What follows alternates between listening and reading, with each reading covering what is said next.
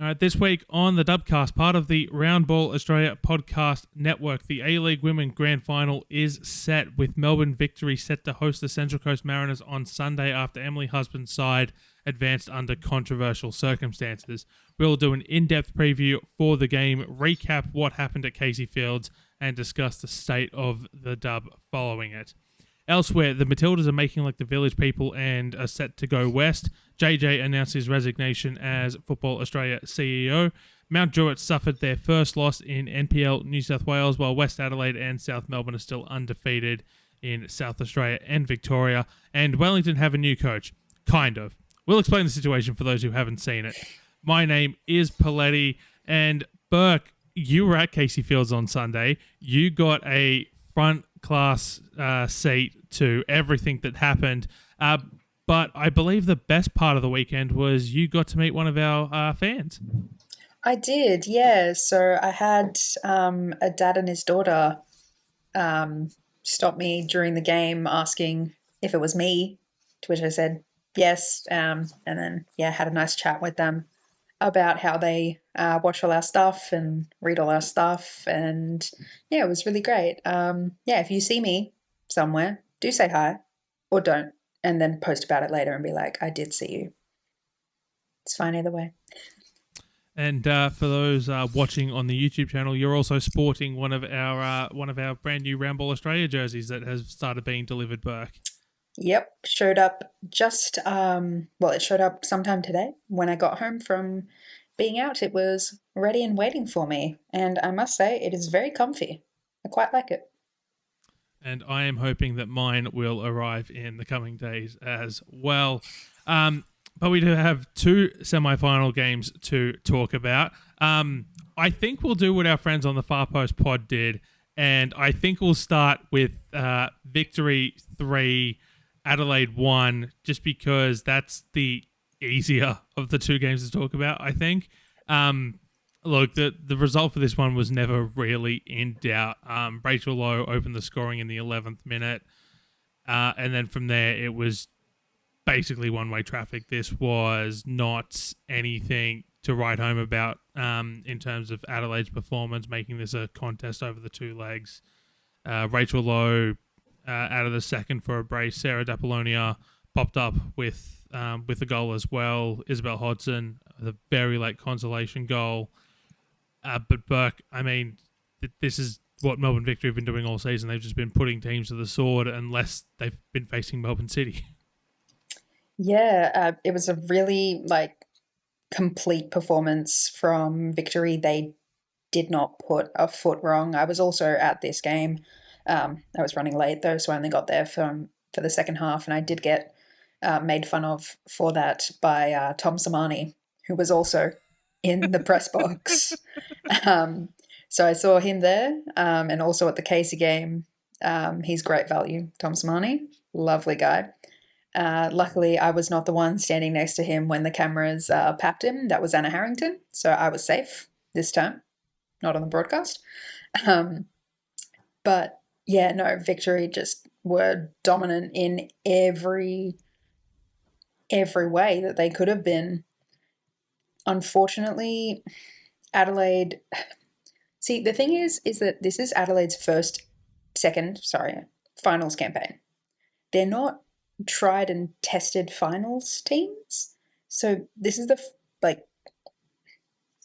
first time they've had to kind of do this, because it's also the first time it's been a two-leg semi-final. So they're not exactly what was the phrase that I think Joey Lynch was using? They're not battle hardened like teams like Victory or City are. But I felt for Adelaide, both of these games did not reflect the same Adelaide that we've seen during the regular season, which was really unfortunate. So yeah, I do feel bad for Adelaide, but overall, I'd have to say their season is still a complete success. Going from the wooden spoon last season to semi-finalists, unreal. Victory, they're absolutely flying. We, after the game, spoke to Jeff Hopkins. He said that I think it was the day before the game. The team had like a little. They had a performer come in and like sing for them. So they all had like a team bonding session around that, and then they did like a little karaoke. Apparently, Jeff himself performed. I will give no further information about that, mostly because I don't want this coming back to bite me later. But he did say that he performed. So yeah, surely Victory, there has to be video of this somewhere. If you there have is, video of this, please. I do not have it. Then if you have video of this, please put this into the public sphere. We need to see this. I do have a question about the karaoke though, Burke. Do you have any inclination if our dear friend Kieran Yap was involved by any chance? I don't think he was, but he should have been. He really should have been. We do know that Kieran does love karaoke. If you ever see him, don't ask him about his karaoke stories because he won't tell you. I've tried to get the answers out of him. But yeah, Victory, I think they're good for it, honestly, in the final, considering the season they've had. If Melbourne City hadn't have been an absolute freak show, positive of a team, Victory would have been by far, like by and large, this is their best season so far. Points wise, they would have dominated the league, but Melbourne City were Melbourne City about it. Yeah, it's just one of those things where it's any other season, there would have been this. Like, to use the Premier League as an example, I think there was a season a couple of years ago where it was one of the teams got 100 points, and in any other year that would have been enough to win the league, except for the fact that Manchester City got 102. Like, it's just one of those things where it's any other year, and we're talking nearly undefeated, runaway premiers, runaway grand final favourites, and yet they might still be the runaway grand final favourites, but Melbourne City existed. On this idea, Burke, of the getting Victory to peak at the right time from Jeff Hopkins, I feel like we've really started to overplay that narrative a lot, particularly with how well the Victory have done this season, but yet they just keep performing and they keep getting better with each passing week once the finals have started here. Like, they've started slow, they've gotten better. But I also feel like we're getting very much like Matilda's never say die attitude with it, where it's the default talking point, it's the overplayed talking point, but yet it's true. Yeah, you can't deny it. You really can't deny it. It seems like if they aren't having like the greatest season, Jeff manages to get them to lock in for finals. And if they are having a good season, he manages to get them to find a new gear to operate in. And they do it every season. I think it's just kind of built into them that they know that when finals approach, they have to start doing something more. Because he's been with the team for a very, very long time now. So and he's had most of his players for quite some time too. So they're all used to it. They all know what it takes. They've done finals before. They've won finals plenty of times. They know what they're doing. Like, it's not an accident. It's not luck. It's actual hard work, determination, and just grit, really. Yeah. I mean, just on that, because I did just remember I saw something earlier today from Joey Lynch. Stat? Yes. So Sunday will mark Jeff Hopkins' 7th A-League Women Grand Final as a coach, 4 with Brisbane and 3 with Melbourne Victory. In other words, of the 17 Grand Finals that have been staged in the Dub, Hopkins will have competed in 41% of them. That madness, Burke. It's madness. It's crazy. It really shows you just how good of a coach he is. Like, he can do it. He can do it in Brisbane. He can do it in Melbourne. Like, yeah, he's so good. Absolutely unbelievable. But we'll go on to the other semi-final now. Central Coast Mariners 1, Melbourne City 0. Central Coast Mariners advanced 3-2 on aggregate after probably 230 minutes all up, Burke, I think, with the sheer amount of stoppage time and extra time that there was on Sunday afternoon. Holly McNamara goes off like 15 minutes into this game with, I believe the line is fractured nose, so not quite broken, but her nose is cooked. And a concussion as well, so it would have ruled her out for the grand final had City got through. Might still put her in doubt for City's Champions League campaign. Look, put it this way, next Wednesday, if we're watching Melbourne City in the Asian Women's Champions League and Holly McNamara is sporting a mask, I would not be surprised at all if it means that she can play. Although I don't know about the rules of outfielders wearing masks. I know goalkeepers can do it. I don't know about outfielders. And then Lourdes Bosch received a direct red card in the 25th minute of this game for what I think can be best described as a brain explosion. So she gets tackled, ball goes out of play, throw in. I thought she was looking for a foul. Brooke Nunn sort of gets in her face a little bit, and as Bosch is getting up, basically, I don't think it was quite closed fist, but it was a definite strike to the face. And Bosch, like the referee, immediately whips out the red card, and Bosch, no complaints whatsoever, just starts walking away. To be fair, there are no complaints to be having there. You've struck another player in the face. That's violent conduct. She's since received a 2-game suspension, which will carry over into next season.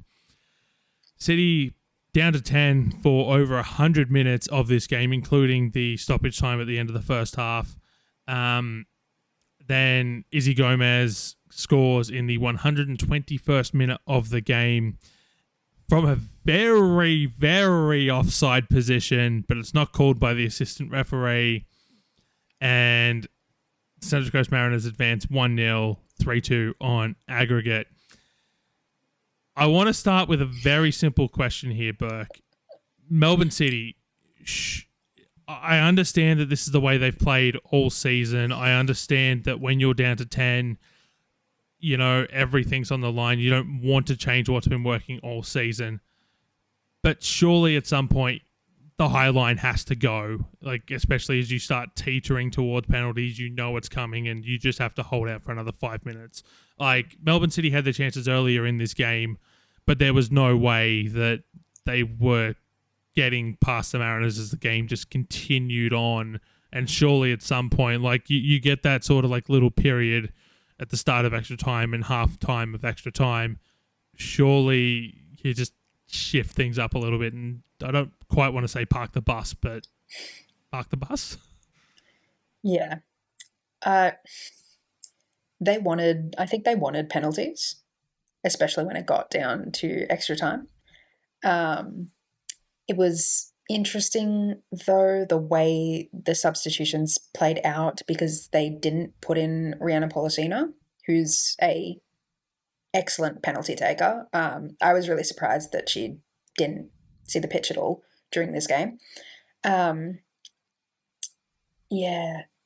I don't know. It's really hard to say, because what threw me the whole game, which is what I was repeatedly like saying, I don't understand why the Mariners didn't put this away. They didn't have Holly McNamara. They're down to 10 players. You've got an extra player on them, and they still couldn't get through. They actually had the ball, because there was only so much ball holding you can do when you only have 10 players. Like, yeah, it was just crazy for me. I mean, it's obviously not what they were expecting to be facing, so they clearly hadn't. Well, who would prepare for a 10-player Holly McNamara-less Melbourne City in a semi-final? But yeah, they probably should have, once extra time here, especially like the second period. Yeah. Did Lourdes Bosch cost City the game, because she was thrown under the bus by Matriciani in the post-game interview on the broadcast? I believe I didn't get a chance to see the post-game broadcast, but by all accounts from people I've talked to, she basically got thrown under the bus. I wouldn't say that. I think this was just like really bad luck and just a really, like, it was an insane thing for Bosch to do. I didn't actually see it in person because I was walking up the like internal parts of the stand at Casey to get onto the balcony. And when we got up there, Joe Lynch and Anna Harrington immediately came over and they were like, "You guys have just missed a red card. Bosch has just smacked Nunn in the face." And me and the um, person who was bringing me up both stood there like, it was 3 minutes. We were gone. We were inside for three. What?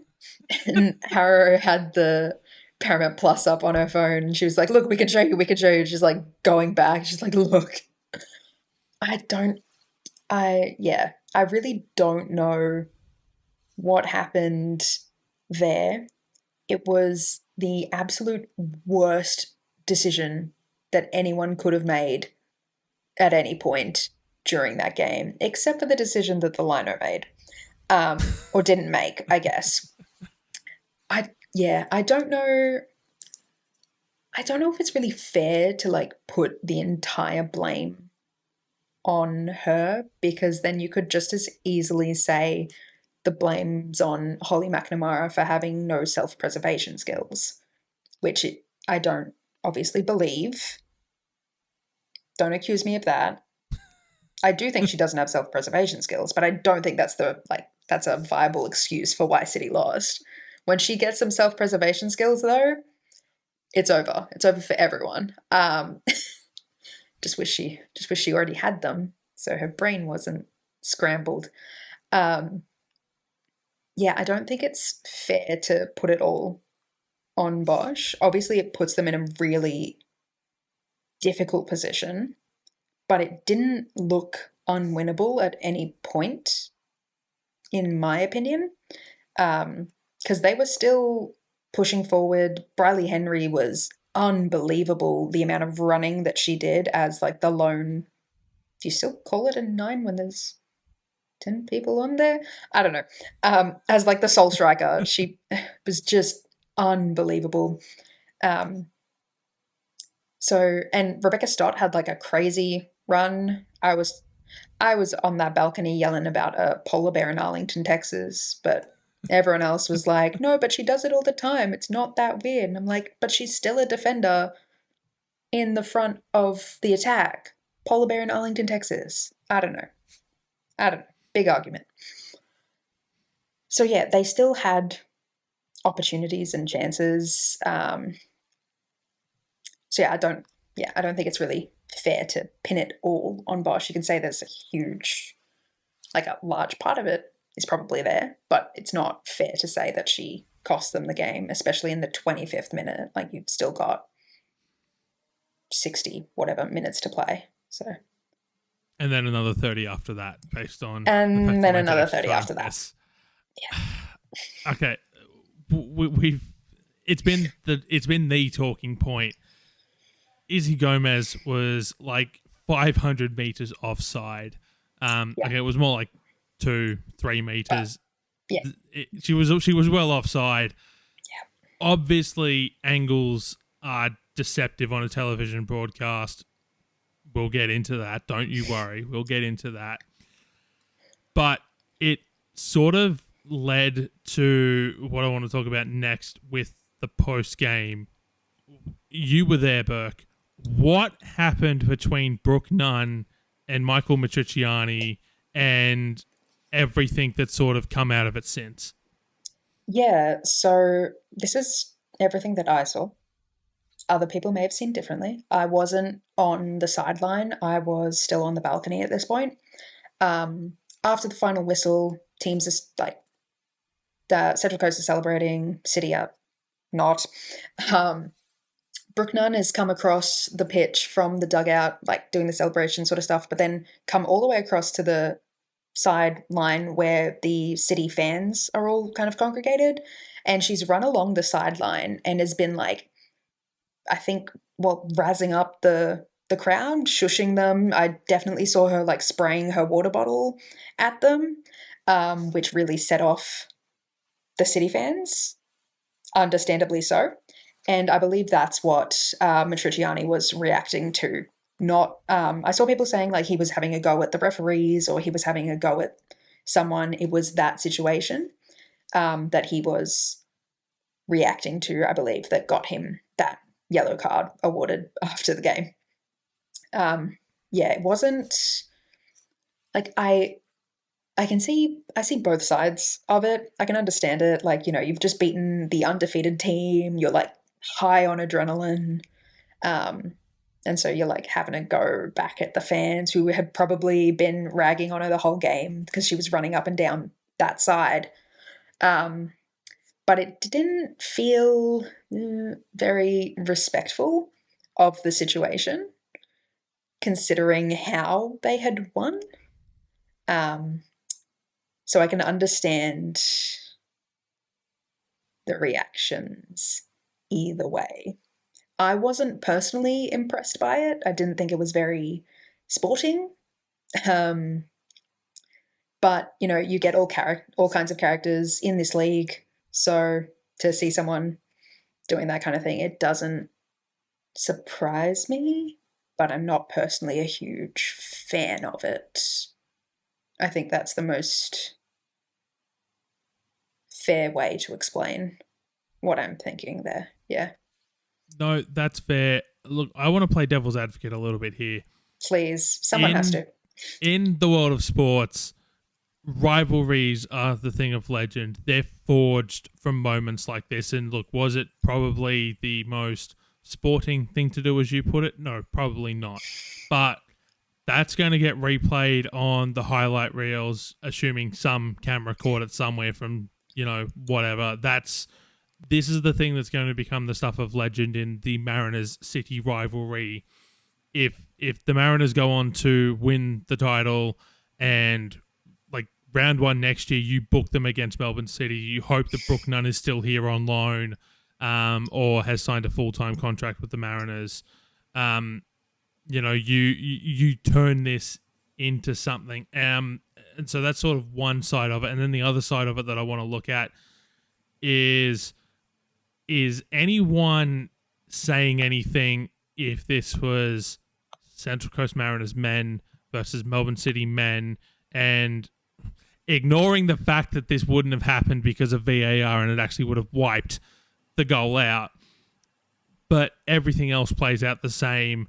You get the celebrations. I'm trying to think of the best way to word this here.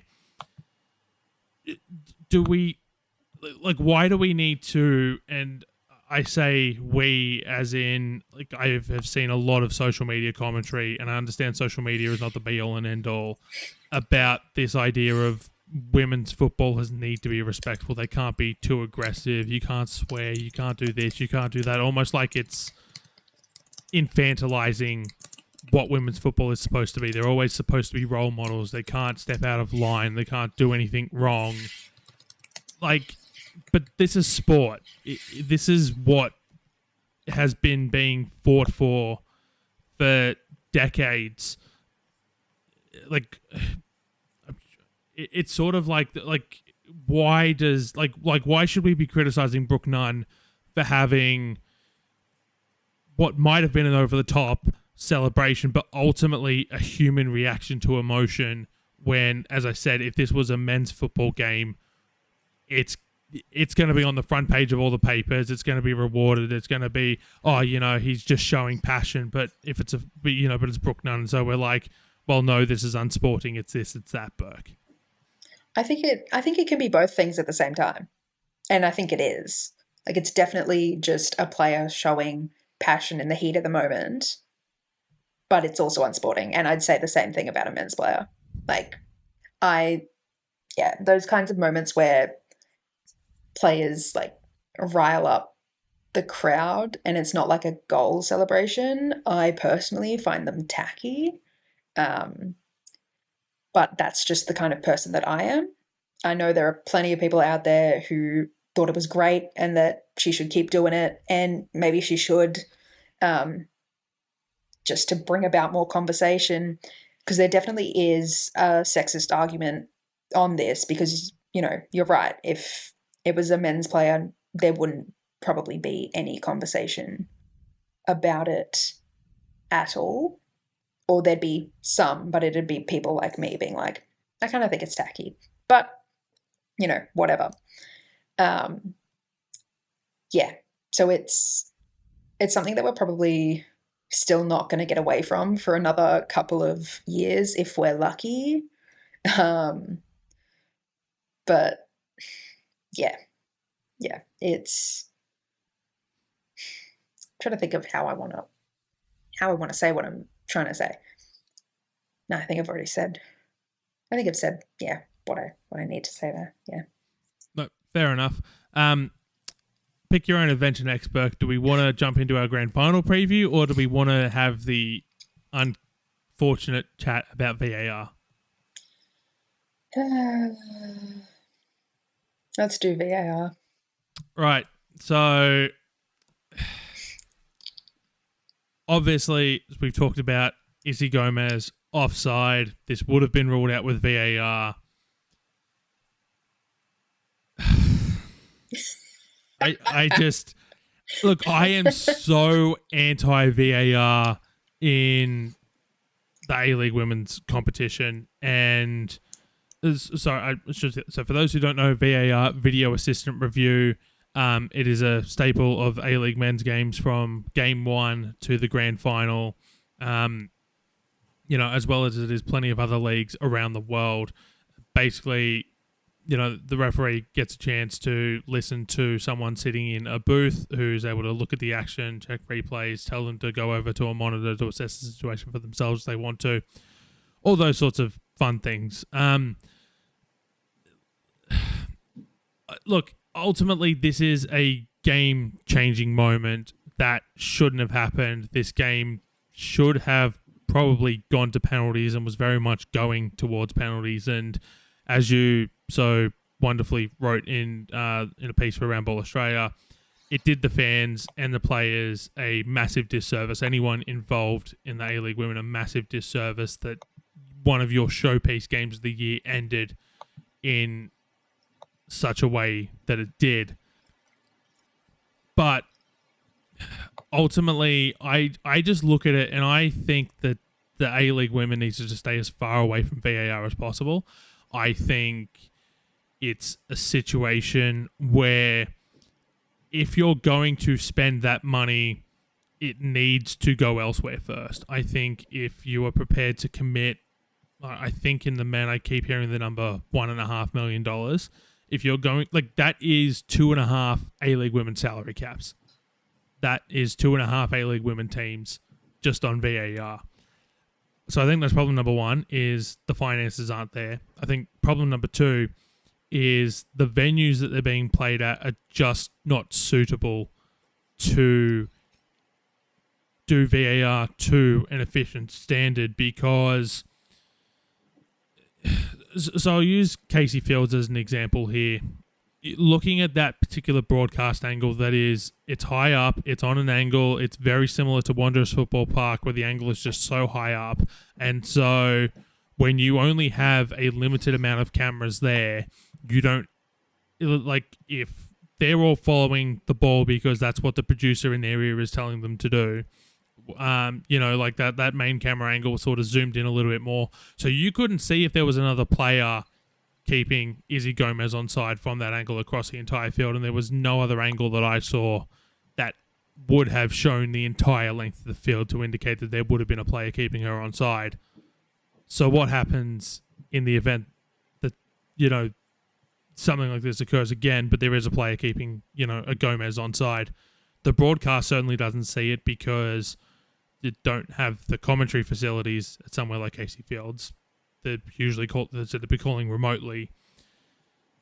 I think that whilst we're still playing at training grounds, and make no mistake about it, Casey Fields is a training ground, Wanderers Football Park is a training ground. There are other venues that are just quite simply training grounds, or they don't have the facilities to house the additional cameras required, because if this was an A-League men's game, there would be 2 remotely operated cameras set up on the 18-yard lines of at the end of the 18-yard box, where they're set up before the game. They're literally turned on. All the setup is done, and then there's no one operating those cameras. They sit on a platform, and that's that. You don't have that at a lot. You don't have the capabilities for that at a lot of the venues that A-League Women uses, and so you don't get these sorts of definitive camera angles a lot of the time. So I think that's also an issue. Like if the APL has $1.5 million to spend, then give each team an extra. How many teams are we up to now? 12. So what's that? Quick math. Give them an extra $110,000 in their salary cap to, make sure these players are getting paid properly, so that we're not losing players overseas because financially is the only way they can make a living in football. Yeah, I think ultimately it is an inevitability that we're going to get VAR in the A-League Women. It'll come for all of us eventually. But I think whilst the A-League Women is still in a state where it is semi-professional, it cannot be anywhere near this competition when there are so many other things that money could be spent on. Yeah, 100% agree with everything you've said. But in contrast, you can't have games decided by officiating that poorly. Like that poor. Sorry, that's the correct grammar there. I definitely don't think it needs regular season VAR. No chance. That's ridiculous. I don't even think the men's need regular season VAR. I think they should only be having it during finals when the games really are like this one was, do or die. And I think that's a much more viable option to have for the A-League Women's, because you're only having 4 games. You might have them for the elimination finals as well, which is 6 games, not too much. You play them at the bigger stadiums that actually have the capabilities, no problems. Yeah, that's really where I stand on it. I don't think it's the whole thing about the situation, which is what I wrote about, is that it's just not it's not the fair decision, and or the fair outcome. Sorry, my words are all over the place. My apologies. I drove for 4 hours today to go to Bendigo and back. So brain is clocked out. Yeah, it doesn't feel like the correct outcome. It's the same way that I feel about how the victory in Adelaide semi-finals didn't accurately actually reflect Adelaide's ability this season, in that this decision doesn't accurately show you what should have happened. I remember when the goal was scored, Casey Field's open space, it's outdoors. I've never been in an outdoor place that's had the air sucked out of it before. Because everyone was just standing around waiting they're going to call it. They're going to put the flag up. And then the disbelief was unbelievable. And then people were pulling up Paramount on their phones where we were. We were pulling up Paramount to look at it again. Games are like stories in that they have an expected ending. And, sometimes you'll get a twist or a turn or something you don't see coming. But it's always meant to have an ending that you can rely on happening, right? This game didn't have that because of that lack of intervention. And like I said in the article, if it had have gone to pens, there's no way to tell who would have won. Central Coast still may have won. And it would have felt better for everyone because they would have earned the win. And City would have deservedly lost on penalties. Same way if City had have won, they would have won because they earned the, ability to play the penalties because they survived 100 million trillion minutes playing with 10. And Central Coast would have earned that loss as well. So that's why I think that in finals, at least, VAR should absolutely be considered. It won't be, because I know the realities of the world. The men's will probably continue to get VAR all throughout the season and all throughout their finals, and we will continue to deal with unfortunate officiating decisions, because that is the way of the world. APL, if you're listening, sort yourselves out. I don't think I've got anything else to add to what I said earlier or anything to what you said. I think we've both said our piece there, and I think it's let's move on to our grand final preview. Melbourne Victory versus Central Coast Mariners. This game will be at 3:15 p.m. on Sunday afternoon at Amy Park. That is Australian Eastern Standard Time.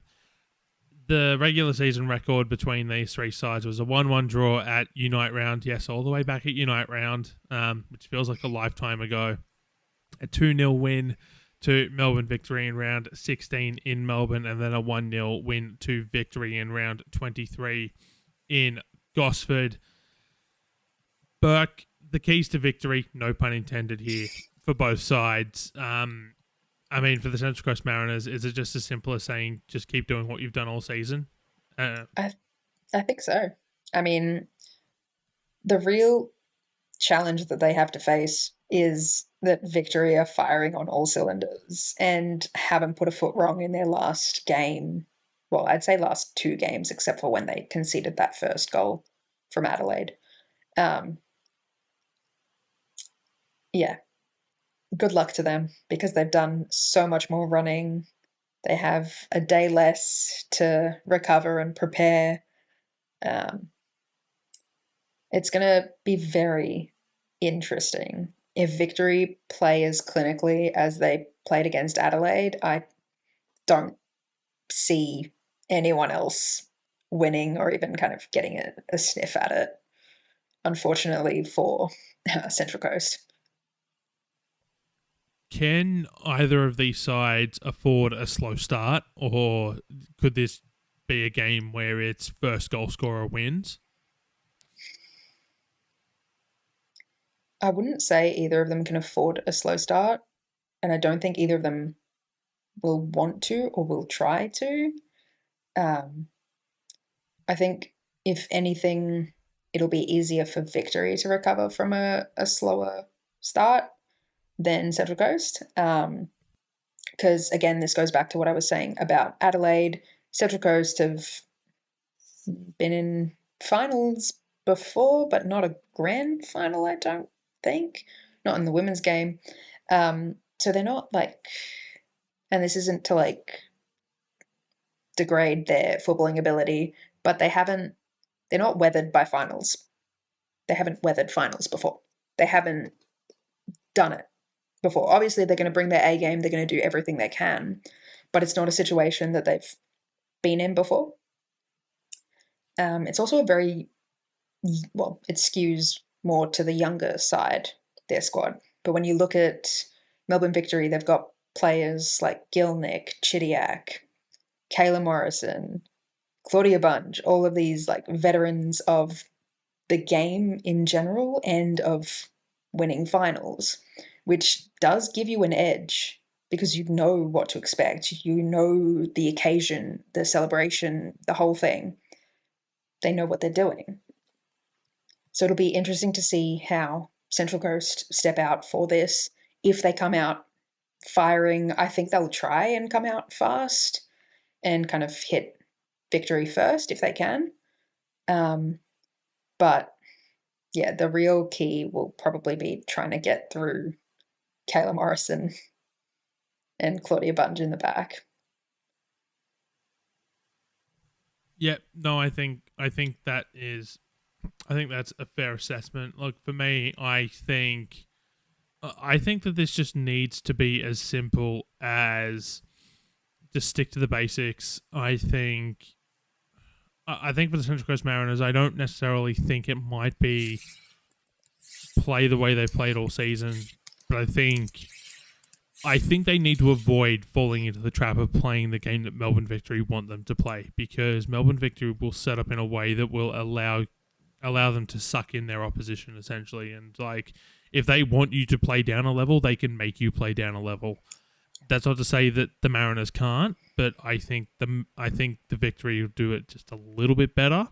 I think the psychological aspect of the fact that they haven't beaten Victory this season might play against them as well, particularly only having done it recently in round 16 and round 23 as well, the last round of the season. So they played like 3 weeks ago. I think that plays into it as well.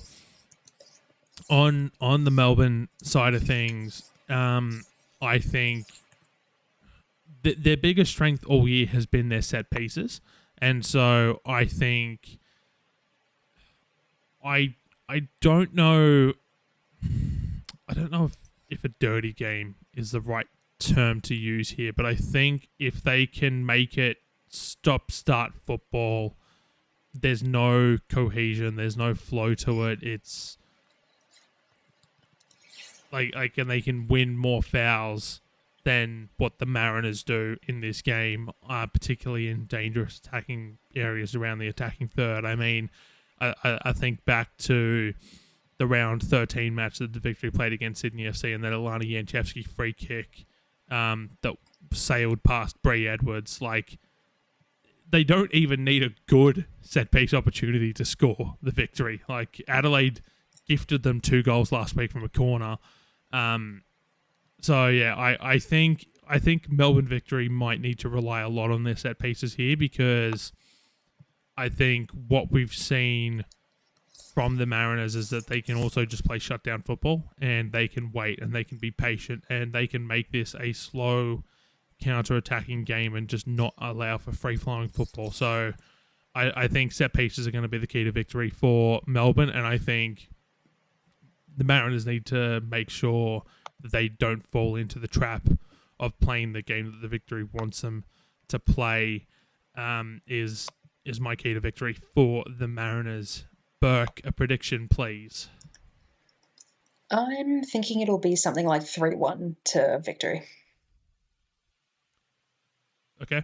For me, as a neutral who's not going to get to watch this game live, and we'll get into that a little bit. I want to see chaos. I want to see 1-1, extra time, and we had a 121st minute winner last week, so I can't say that.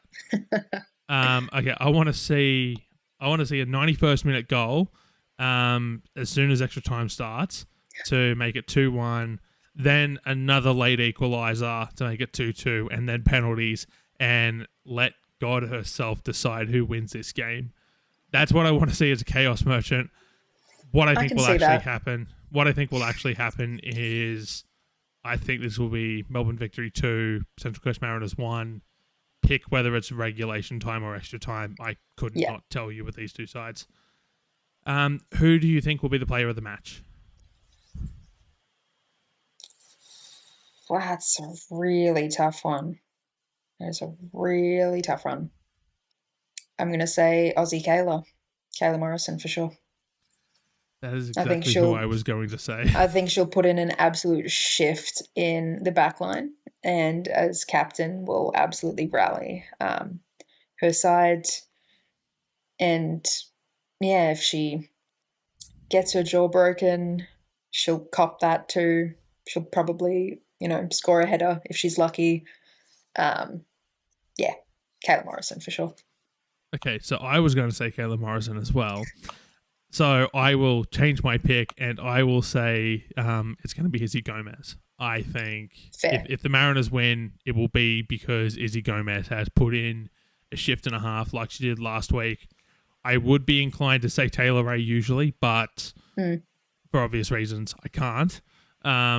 I think that, so I think Izzy Gomez from the Mariners. You think Kayla Morrison from Melbourne Victory. The timing of this game, 3:15 p.m. on a Sunday afternoon, when community football is being played nationwide. This happened not last year, the year before, with the grand final Sydney deal, where it was played at like 5 p.m. No, it was 4 p.m. on a Sunday afternoon, when NPL is going, like NPL women's, I should say, is basically all the games being played. All the first grade games are kicking off like 5 p.m. You've got parents who then can't take their kids to the game. You've got kids who are, some might still be playing their own games. Like, you're just in a situation where no one wins from a crowd perspective. I mean, this is not a situation that has benefited anyone, with the fact they've done Sunday afternoon because they've put Melbourne Victory men on the Saturday night against Auckland. They've put Melbourne City men against Western United on the Friday night. So if they wanted to play it at Amy Park and not have a doubleheader, they only had one game. They only had one day to do it. It just so happens it's the day when everyone's playing football. This is why I will not be able to attend this game, because I will be commentating an NPL women's game. So, you know, I like money at the end of the day, and I want to get paid. And I get paid to call games. This keeps on happening. And like, we were in a legitimate situation where on Saturday night, and I put this on social media, we were looking at a situation where after it was announced that after Melbourne Victory beat the Western Sydney Wanderers and A-League men, that their game was going to be on the Saturday night, where because Melbourne City have to fly out to Wuhan for the Asian Women's Champions League on the Sunday, you're either playing the game as a doubleheader, which is no bueno. You're either not playing it at Amy Park, probably the home of the Matildas, which probably works in the favour of Melbourne Victory, given that it is their home ground, despite the fact that Melbourne City would have finished top of the table had they qualified.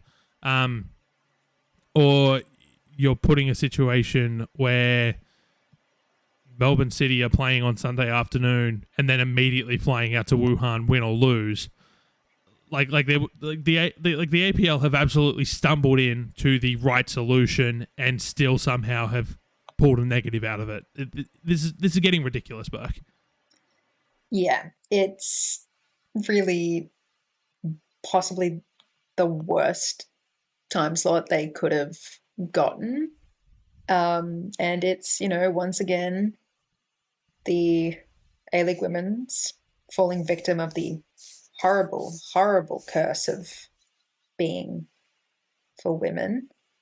So it gets, you know, whatever's left, whatever's going. I don't even know how the pitch is going to pull up after the games the day before. We'll find out. And yeah, just the time slot being when everyone's going to be at their games.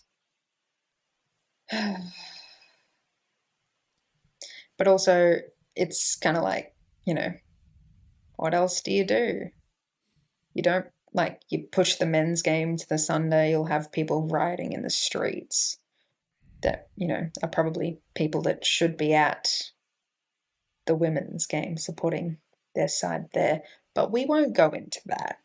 No, we will not. No, we will not. Yeah, what do you do? There's no real winner here. In an ideal world, the winner is the Saturday slot in the afternoon, not as a doubleheader. But that doesn't exist. So no, it doesn't. But there will be a winner on Sunday afternoon, whether that's after 90 minutes, 120 minutes, or on penalties. And be sure to tune in and check out the game. And I know as soon as I get home, I'm going to be loading up the replay, and I'm staying off social media the entire afternoon. Yeah. Do that. We'll move on to the Australian Women's National Futsal team. Unfortunately, they went winless at the Futsal Asian Cup in the group stage, losing to China, Uzbekistan, and Taiwan. I was able to do two, if I do say so myself, quality interviews on the Round Ball Australia website with co-captain of the side, Mariana Tabane, who former Perth Glory and Melbourne City player, who was part of the first Melbourne City Invincibles squad, as well as NPL Women's New South Wales stalwart Daisy Arrowsmith, who also plays her futsal for UTS Northside, and won the Golden Boot, as well as the New South Wales Futsal Premier League Open Women's Player of the Season for the most recent season. Both interviews I would highly recommend checking out, even if some of it is slightly dated, because this was done mid-tournament ahead of the final group stage game, but there's still a lot of good stuff in those articles. So I'd recommend heading over to the website and checking those out. Burke, Wellington have a new coach, kind of. So Amy Shepherd was announced last Friday by the Wellington Phoenix as the interim women's head coach.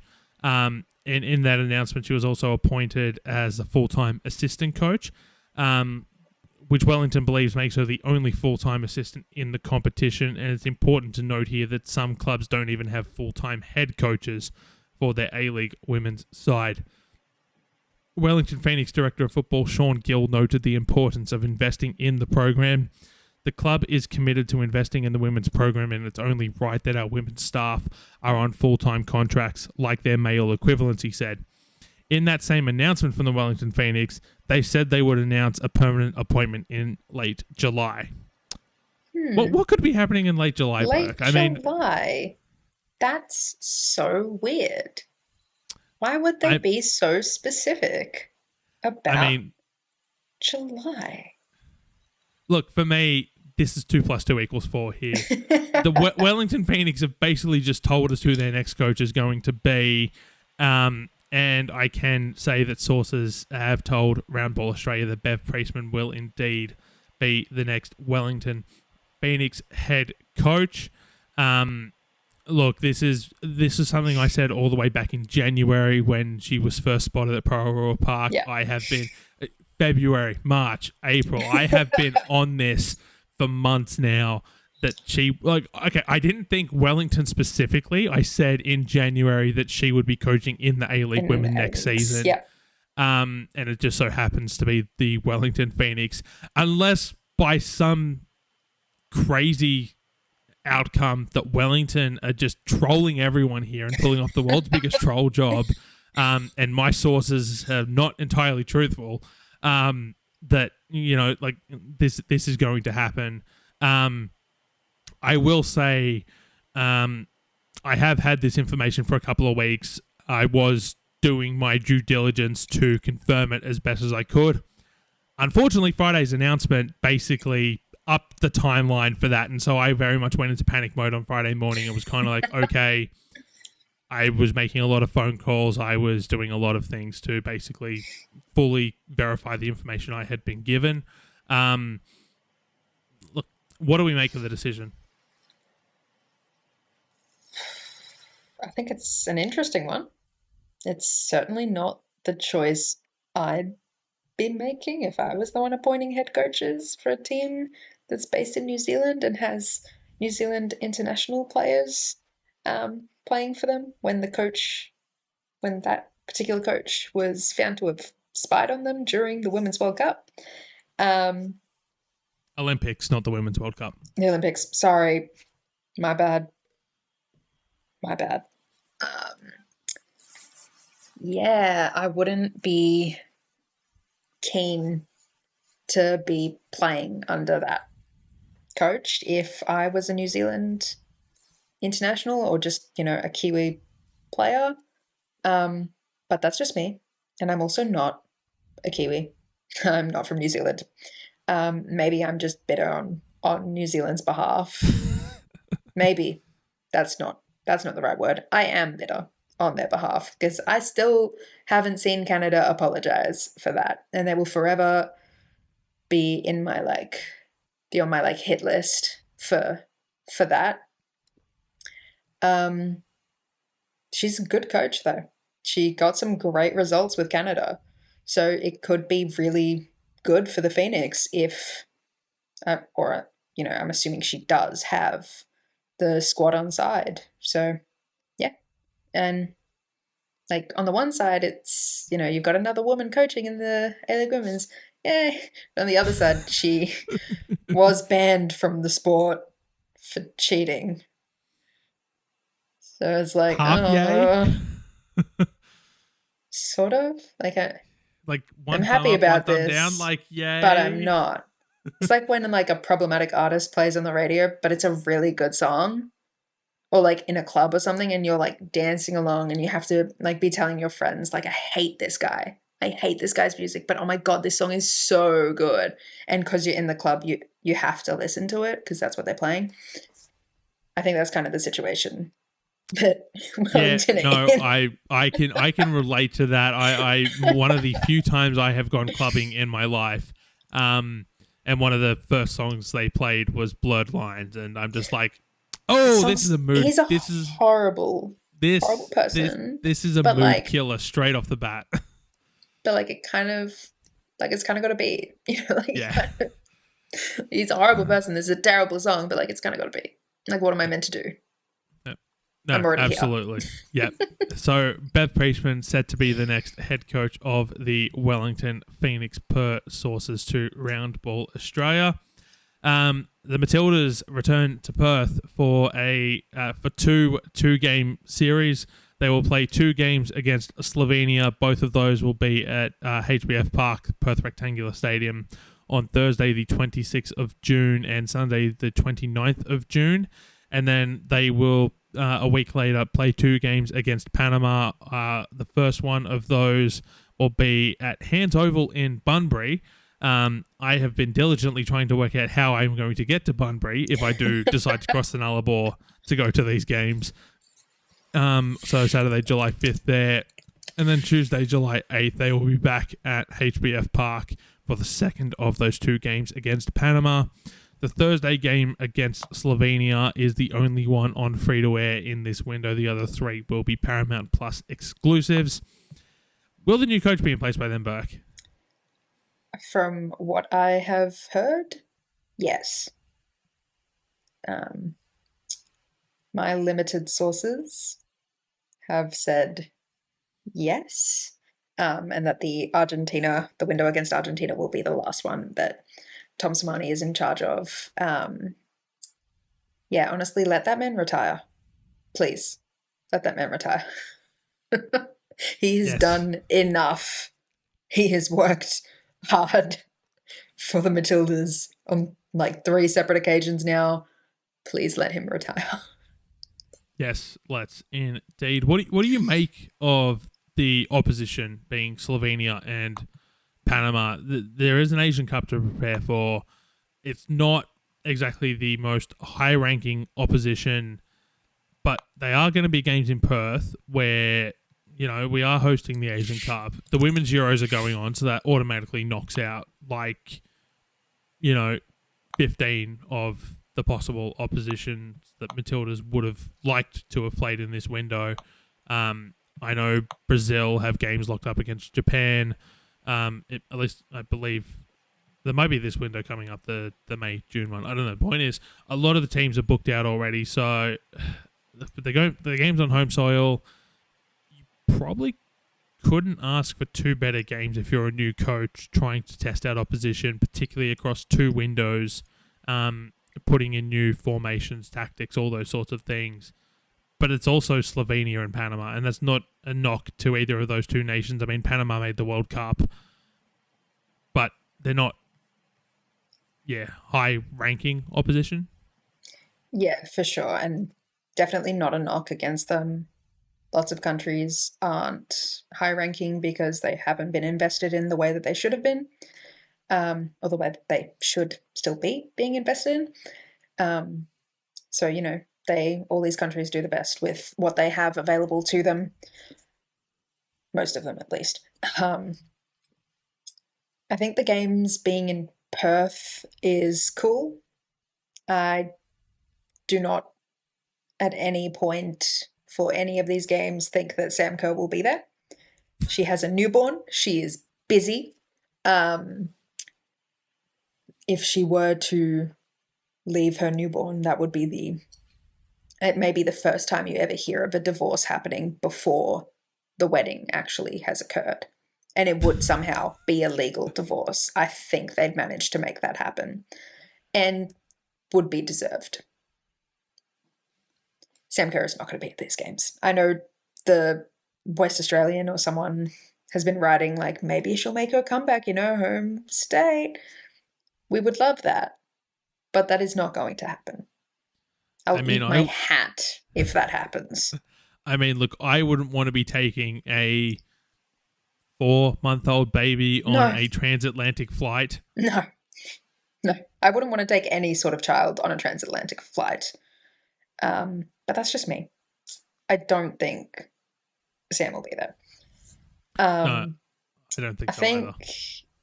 I think I kind of wish Paramount would do like where you could just like buy access for a game, or like do like a little package for the other 3 games kind of thing, so people don't have to subscribe, but Paramount still get money, etc., etc. I know KO do like the freebies where you can actually watch like some games for free. Obviously, Paramount are not going to let this go for free, but I think doing like a little package deal would be pretty nifty. It'd probably get taken up by a lot of people, I'd imagine. And yeah, I think it'll definitely be good for the new head coach, whoever that is, to get these experience. But yeah, I imagine it'd be quite a bit of like testing and changing and rehearsing kind of things. They were definitely like going down the list of opponents. They were like, Europe, no chance. They were going through, they were like, Asia, we can try. Don't think anyone's going to agree. And then like seeing who other people were already playing, who was the most likely to fly out here is where they got to on the list. And that's how they got Slovenia and Panama. They were just like striking lines, and then eventually got there and they were like, not in the Euros, probably not busy, let's call them. Pick up the phone.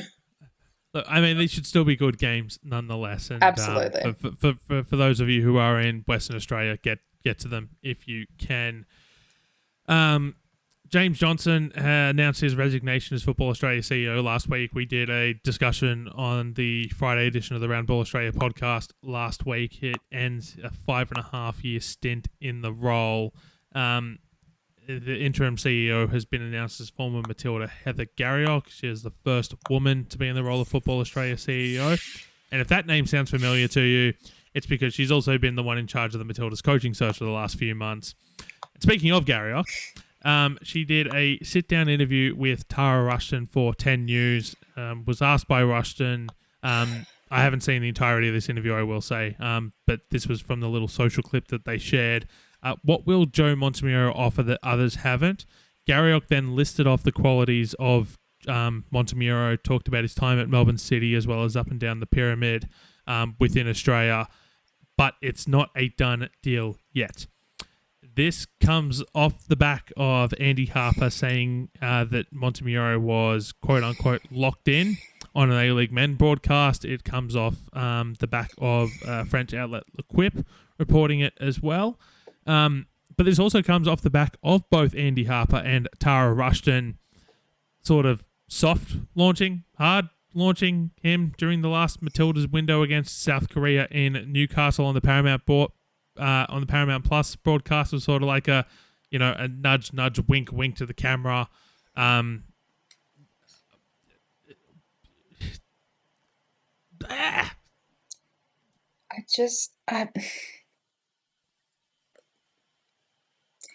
If it's anyone other than him, I will once again be eating my hat. And when they do announce that it is him, I once again will have to reply with that one screenshot where it's like, why am I gasping? I already knew that.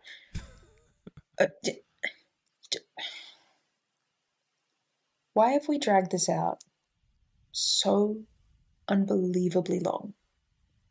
I feel like I've aged 700 years during this search for a head coach.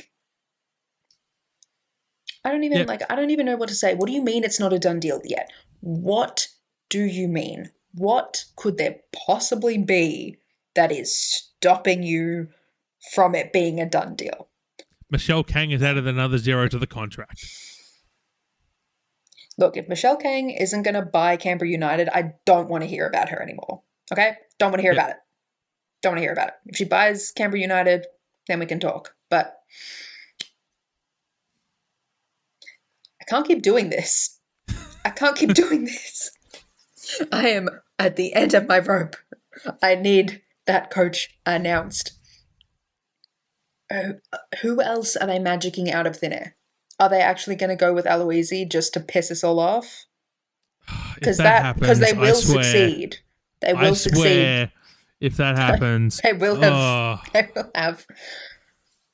I will fly out to the headquarters. Like, I will be in Sydney on the doorstep, banging on the door. Have you seen that video where it's like this little old lady trying to get on a bus and she's like banging the door and like screaming at them? That's what I'm going to be doing. The door's going to be like automatically opening, but I'm still going to be like just banging my hands in the air, even though the door's open. I have not seen that video, but now I want to see that video. Please send it to me.